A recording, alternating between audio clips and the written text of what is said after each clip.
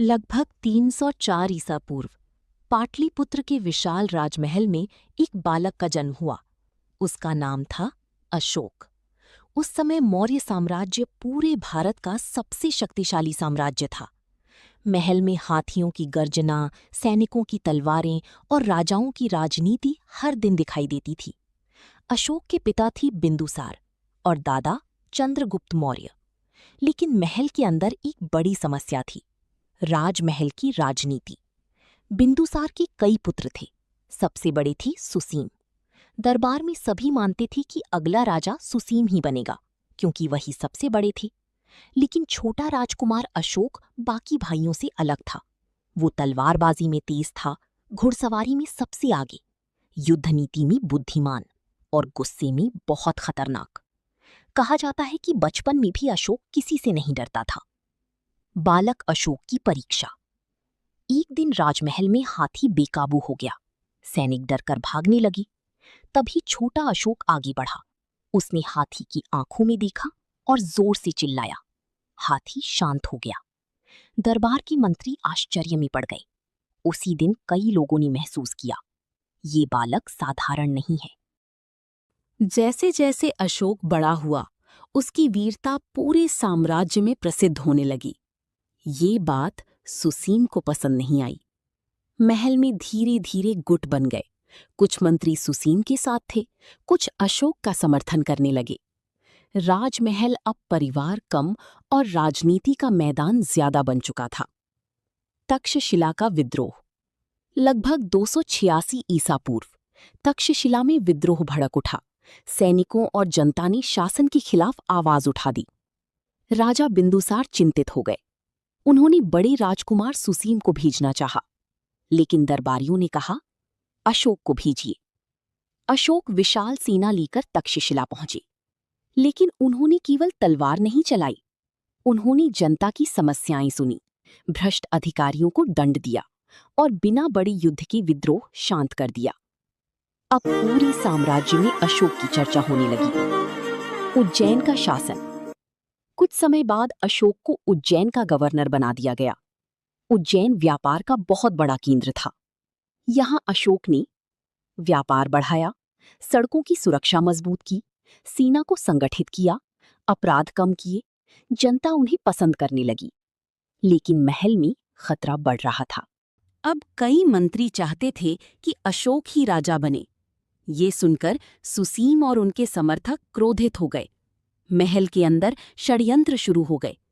कुछ कथाओं में आता है कि अशोक को दूर प्रांतों में भेजा गया ताकि वे सत्ता से दूर रहें। लेकिन हर बार अशोक अपनी बुद्धि और साहस से और मजबूत होकर लौटे। बिंदुसार की मृत्यु। लगभग 273 ईसा पूर्व सम्राट बिंदुसार बीमार पड़ गए। पूरा राजमहल तनाव में था। कौन बनेगा अगला राजा? सबसे बड़ी सुसीम या वीर अशोक? महल में सत्ता संघर्ष शुरू हो गया। इतिहास और बौद्ध ग्रंथों के अनुसार भाइयों के बीच संघर्ष हुआ। हालांकि सभी घटनाएं पूरी तरह प्रमाणित नहीं हैं, लेकिन अंत में अशोक विजयी हुए। सम्राट अशोक का उदय। लगभग 273 ईसा पूर्व अशोक ने मौर्य सिंहासन प्राप्त किया और लगभग 269 ईसा पूर्व उनका भव्य राज्याभिषेक हुआ। पूरा पाटलिपुत्र दीपों से जगमगा उठा। हाथियों ने गर्जना की, सैनिकों ने तलवारें उठाईं। अब भारत को मिल चुका था सम्राट अशोक, एक ऐसा राजा जो आगे चलकर इतिहास बदलने वाला था। लगभग 269 ईसा पूर्व पाटलिपुत्र में मौर्य साम्राज्य का नया सूर्य उदित हुआ। राज दरबार में हजारों दीप जल रहे थे। विशाल हाथी सोने के आभूषणों से सजे थे। राजपुरोहित वैदिक मंत्र पढ़ रहे थे और सिंहासन पर बैठे थे सम्राट अशोक। लेकिन अशोक केवल राजा नहीं बनना चाहते थे, वे पूरे भारत को एक साम्राज्य में जोड़ना चाहते थे। मौर्य साम्राज्य की शक्ति। उस समय मौर्य साम्राज्य दुनिया के सबसे संगठित साम्राज्यों में था। राजधानी पाटलिपुत्र, प्रमुख प्रांत तक्षशिला, उज्जैन, सुवर्णगिरी, तोसाली। अशोक के प्रमुख अधिकारी और उनके कार्य। 1. महामात्य, राज्य के उच्च अधिकारी। कार्य, प्रशासन चलाना, कानून व्यवस्था, राजकीय आदेश लागू करना। 2. अमात्य, राजा की मंत्री और सलाहकार। कार्य, नीति बनाना, कर व्यवस्था देखना, प्रशासनिक सलाह देना। 3. सेनापति, पूरी सेना का प्रमुख। कार्य, युद्ध संचालन, सैनिक प्रशिक्षण, सीमाओं की रक्षा। मौर्य सेना में पैदल सेना, घुड़सवार, रथ, युद्ध हाथी शामिल थे। 4. समाहर्ता, मुख्य कर अधिकारी। कार्य, कर वसूली, राजस्व प्रबंधन, आर्थिक व्यवस्था। 5. संनिधाता, राजकोष अधिकारी। कार्य, खजाने की रक्षा, धन संग्रह, शाही व्यय नियंत्रण। 6. नगराध्यक्ष, नगर प्रशासन का प्रमुख। कार्य, बाजार व्यवस्था, व्यापार नियंत्रण, सफाई और सुरक्षा। 7. धम्म महामात्र, अशोक द्वारा नियुक्त विशेष अधिकारी।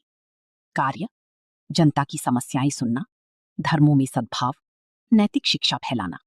कलिंग राज्य। लेकिन मौर्य साम्राज्य के पूर्व में एक स्वतंत्र और शक्तिशाली राज्य था, कलिंग। स्थान, आज का ओडिशा। विशेषताएं, समुद्री व्यापार, प्रशिक्षित सेना, स्वतंत्र शासन, हाथियों की विशाल सेना।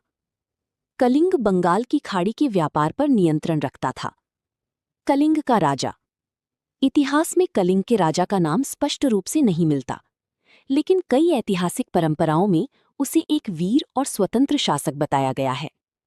कुछ कथाओं में अनंत पद्मनाभ या स्थानीय कलिंग नरेश का उल्लेख मिलता है, हालांकि ये पूर्ण रूप से प्रमाणित नहीं है। कलिंग एक शक्तिशाली स्वतंत्र राज्य था जिसका शासक मौर्यों के अधीन नहीं होना चाहता था। युद्ध की तैयारी। 261 ईसा पूर्व। अशोक ने अपने सेनापतियों को आदेश दिया, कलिंग को मौर्य साम्राज्य में मिलाना होगा। युद्ध में शामिल हजारों सैनिक, युद्ध हाथी, घुड़सवार सेना, विशाल रथ। पूरे साम्राज्य से सेना एकत्रित हो गई। युद्ध संभवतः धौली और दया नदी के आसपास हुआ।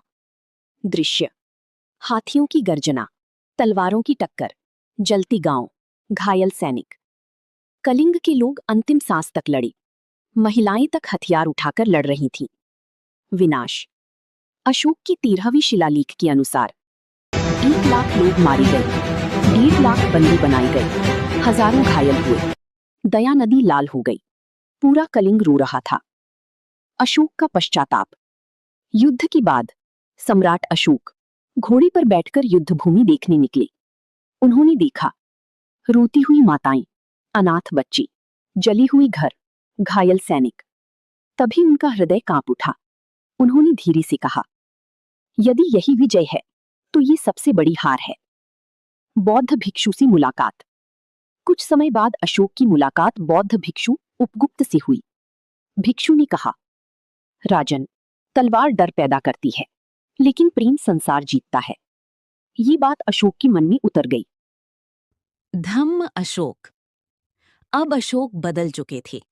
उन्होंने युद्ध कम कर दिए, हिंसा त्याग दी, बौद्ध धर्म अपनाया, धम्म नीति शुरू की। अशोक के जन कल्याण कार्य। सड़कें बनवाईं, वृक्ष लगवाए, कुएं खुदवाए, अस्पताल बनवाए, पशुओं की हत्या कम करवाई। तृतीय बौद्ध संगीति। 250 ईसा पूर्व। स्थान, पाटलिपुत्र। अध्यक्ष, मोग्गलीपुत्त तिस्स। धर्म प्रचार। अशोक ने अपने पुत्र महेंद्र और पुत्री संघमित्रा को श्रीलंका भेजा।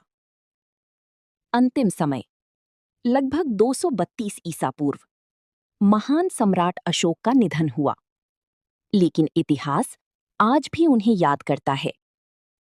चंड अशोक नहीं, धम्म अशोक।